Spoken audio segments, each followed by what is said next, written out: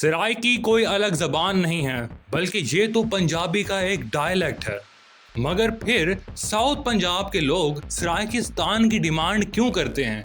क्या ये सिर्फ पंजाब को तोड़ना चाहते हैं या वाकई इनकी मूवमेंट में कोई लॉजिक है?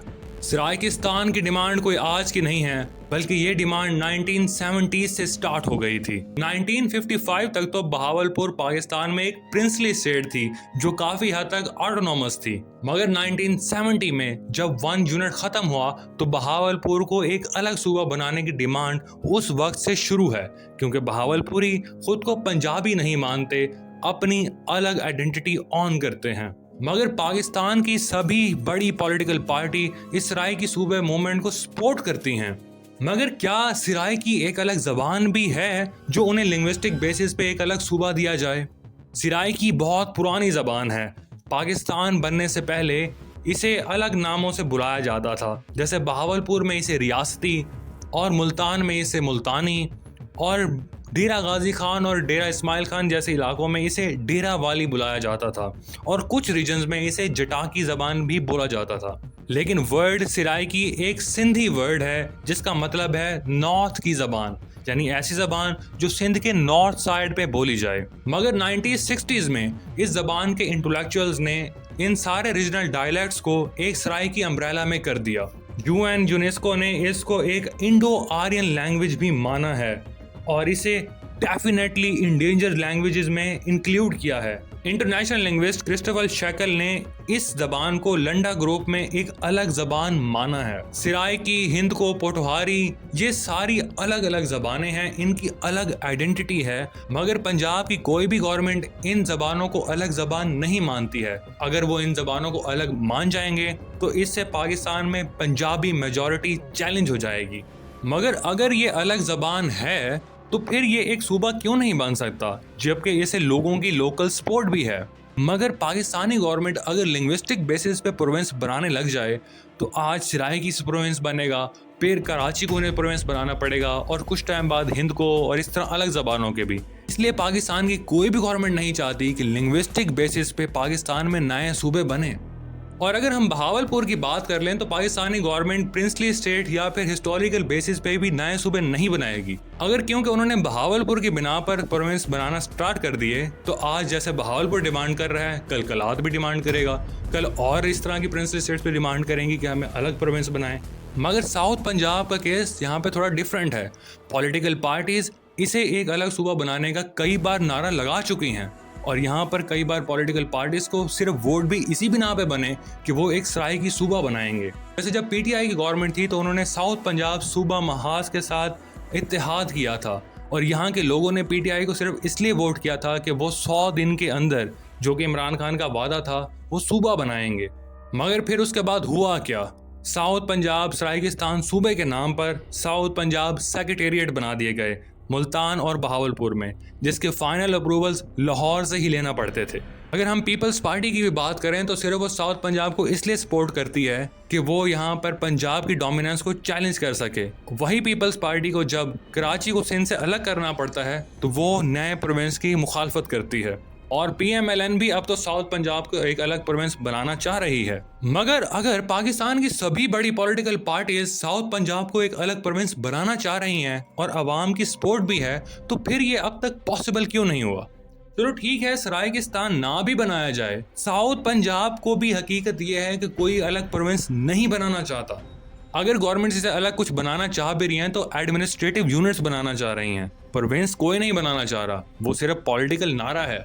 अगर सराइकिस्तान या साउथ पंजाब को अलग प्रोविंस बनाया जाएगा तो इसे डायरेक्ट एनएफसी अवार्ड मिलेगा, यानी इसे अलग बजट एलोकेट करना पड़ेगा, एक अलग कैपिटल होगा, अलग से वाटर राइट्स भी देने पड़ जाएंगे पंजाब को, और इलेक्ट्रिसिटी भी देनी पड़ेगी, और लोकल्स को जॉब के लिए अलग कोटा भी मिलेगा।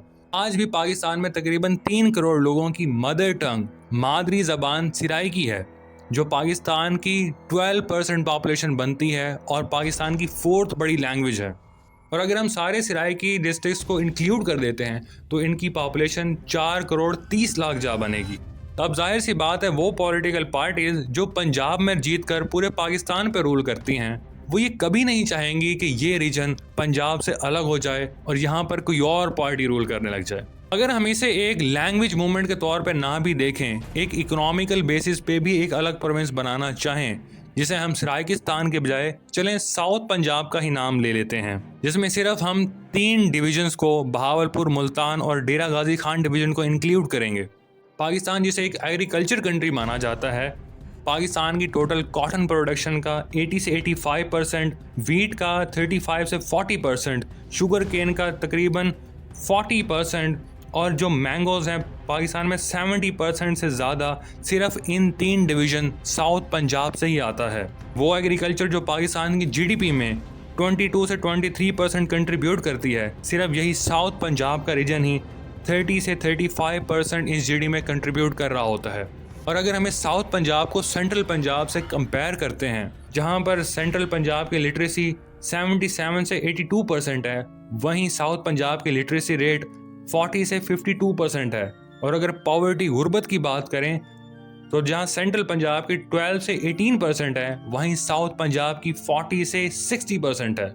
और ह्यूमन डेवलपमेंट इंडेक्स जहां पर सेंट्रल पंजाब का 0.68 से 0.75 है, वहीं साउथ पंजाब का 0.40 से 0.48% है, यानी बलूचिस्तान के बराबर। लेकिन अगर हम रैशनल पॉइंट ऑफ व्यू से देखें तो किस तरह से साउथ पंजाब को एक अलग प्रोविंस बनाया जा सकता है, उसके लिए हमें पाकिस्तान के कॉन्स्टिट्यूशन आर्टिकल 239 को समझना होगा। अगर हमें पाकिस्तान में कोई न्यू प्रोविंस बनाना है तो नेशनल असेंबली में हमें 2/3 मेजॉरिटी चाहिए होगी और सेनेट में भी 2/3 मेजॉरिटी चाहिए होगी, और उसके बाद हमें प्रोविंशियल असेंबली यानी कि पंजाब असेंबली से भी 2/3 मेजॉरिटी से रेजोल्यूशन को पास करवाना होगा। पाकिस्तान में कोई पॉलिटिकल पार्टी इतने मेजॉरिटी से कभी नहीं जीती है। हाँ, मगर सब पॉलिटिकल पार्टीज अगर चाहती हैं कि इसे सूबा बनाया जाए, जो कि नारेबाजी में लगता है कि वो चाहती हैं, मगर यहाँ पे एक क्वेश्चन है कि अगर सारी पॉलिटिकल पार्टीज चाहती हैं तो फिर तो ये 2/3 मेजॉरिटी से एक सूबा बनाया जा सकता है, मगर कोई ऐसा क्यों नहीं करता? दरअसल रियलिटी यह है कि कोई सच में चाहता भी नहीं है।